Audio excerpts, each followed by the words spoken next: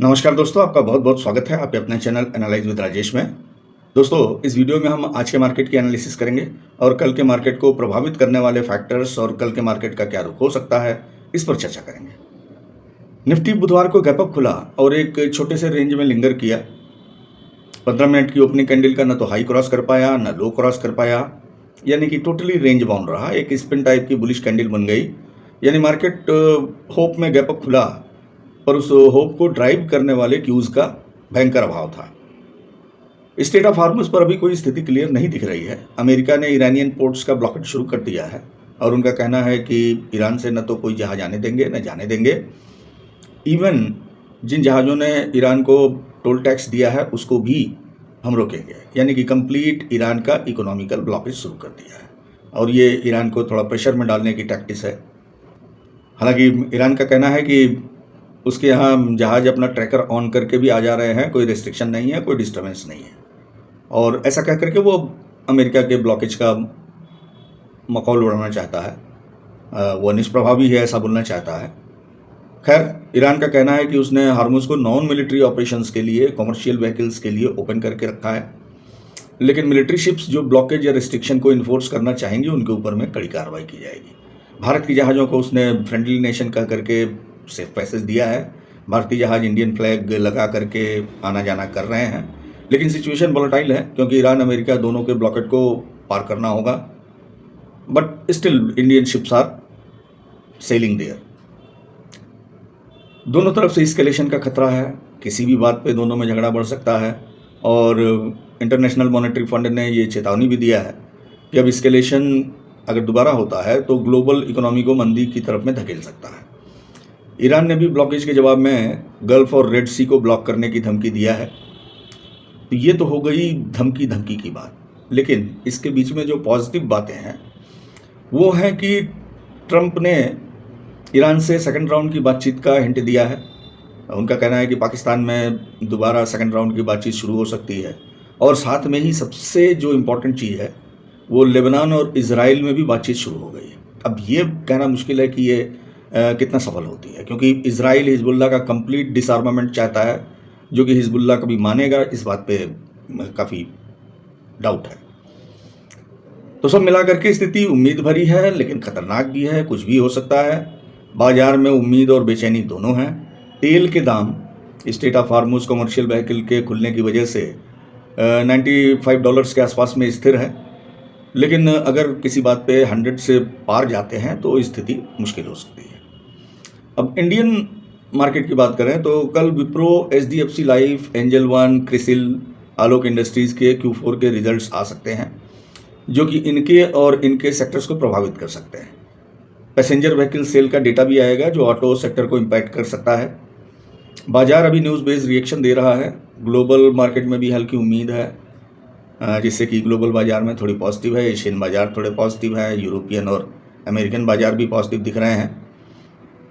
Q4 के result अगर अच्छे आते हैं और पैसेंजर व्हीकल्स के सेल्स में बढ़ोतरी होती है, गल्फ में समझौते की कोशिशें अगर अच्छी चलती हैं, तेल में गिरावट होती है, FII की बिकवाली में कमी आती है, तो मार्केट पॉजिटिव जा सकता है। और कोई भी निगेटिविटी, स्केलेशन या रिजल्ट खराब आना, इससे मार्केट पर निगेटिव असर पड़ सकता है। कल banking, finance, IT, auto, energy sector ज़्यादा सेंसिटिव रहेंगे क्योंकि इन पर न्यूज़ बेस्ड और रिजल्ट्स का ज़्यादा असर रहेगा।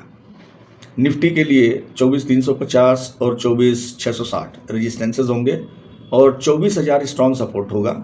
इनडेसिसिव कैंडल मोमेंटम का अभाव बता रही है, तो हो सकता है मार्केट कल रेंज बाउंड हो। चलिए एक बार चार्ट पे इनकी एनालिसिस कर लेते हैं। दोस्तों, 93% ट्रेडर्स ट्रेडिंग में लॉसेस से परेशान हैं। आप भी परेशान होंगे, आपने काफ़ी कुछ सीखा पढ़ा भी होगा, लेकिन कोई बेनिफिट नहीं हुआ। हमने डिज़ाइन किया है ट्रेडर्स की आवश्यकता अनुसार कोर्सेस।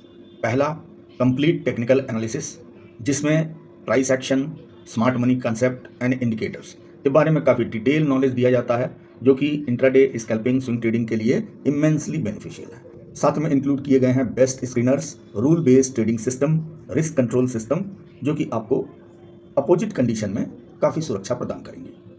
दूसरा है ऑप्शन ट्रेडिंग एंड हेजिंग। इसमें कॉल क्या है, पुट क्या है से लेकर के ऑप्शन चैन एनालिसिस, ऑप्शन ग्रीक्स के बारे में काफ़ी डिटेल से बताया गया है, जो कि बिगिनर्स को इमेंसली हेल्प करेगा।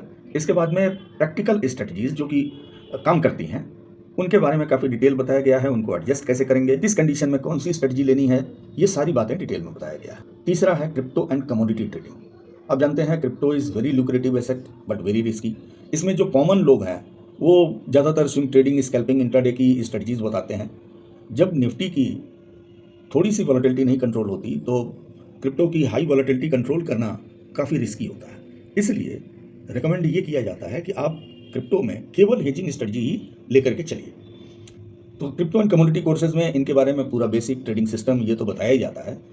ऐसी प्रैक्टिकल स्ट्रेटजीज जो कि काम करती हैं, साथ में लेने की क्या कंडीशन है, उनको एडजस्ट कैसे करेंगे, एवरीथिंग इन डिटेल, और सारा का सारा सिस्टम रूल बेस्ड, जिससे कि आपको क्लियर कट पता रहेगा कि किस कंडीशन में हमको क्या डिसीजन लेना है। तो बहुत ही इमेंसली आपको हेल्प करेंगे ये ट्रेडिंग में।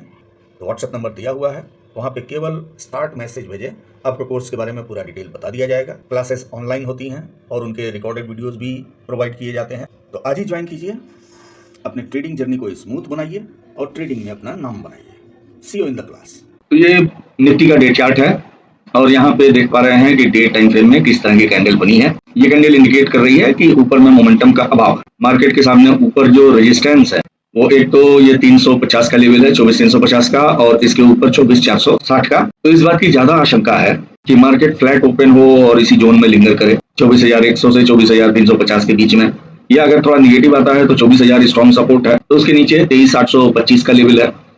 पर ज्यादा उम्मीद है कि मार्केट 24,000 और 24,350 के बीच में ही रहना चाहिए, क्योंकि बैंक निफ्टी को देखेंगे तो स्थिति और भी स्पष्ट हो जाती है। बैंक निफ्टी में क्लियर कट यहाँ पे स्ट्रॉन्ग रिजेक्शन दिखाई दे रहा है। बैंक निफ्टी में ऊपर 57,000 का काफी स्ट्रॉन्ग रेजिस्टेंस है और वहां पे जाने पे सेलिंग आ रही है। तो अगर बहुत पॉजिटिव क्लू आते हैं तो हो सकता है मार्केट 57,000 के लेवल को क्रॉस करे। अदरवाइज 56,000 को अगर क्रॉस किया नीचे तो फिर 56 और 55,000 के बीच में ये लिंगर कर सकता है। ज्यादा से ज्यादा नीचे 54,600 तक आ सकता है। 15 मिनट के चार्ट में देखें निफ्टी को तो न तो 15 मिनट का हाई क्रॉस हुआ और न 15 मिनट का लो क्रॉस हुआ। मार्केट 15 मिनट के रेंज में ही रह गई सारा दिन। इसको देख करके लगता है कि मार्केट ऊपर में 24,350 को टेस्ट कर सकती है और नीचे 24,000 के लेवल को टेस्ट कर सकती है। ज्यादातर चांस है कि मार्केट इसके रेंज में रहेगी। इन लेवल्स को क्रॉस करती है तभी कोई डिसिसिव मूवमेंट की संभावना हो सकती है। और बैंक निफ्टी को देखें तो बैंक निफ्टी और भी ज्यादा रेंज में है। बैंक निफ्टी के रेजिस्टेंसेस 56,600, 56,800 और 57,150, और नीचे की तरफ में सपोर्ट 56,000 का काफी स्ट्रॉन्ग है। 56,000 को अगर मार्केट क्रॉस करता है तो फिर इसमें स्ट्रॉन्ग डाउनफॉल हो सकता है। तो आशा करते हैं कि वीडियो आपको अच्छा लगा होगा और इस एनालिसिस से आपको मार्केट को समझने में हेल्प मिली होगी। अगर वीडियो अच्छा लगा तो लाइक कीजिए, दोस्तों में शेयर कीजिए। चैनल आपने सब्सक्राइब नहीं किया तो प्लीज़ सब्सक्राइब भी कीजिए। मिलते हैं फिर नेक्स्ट वीडियो में, तब तक के लिए नमस्कार, जय हिंद, जय भारत।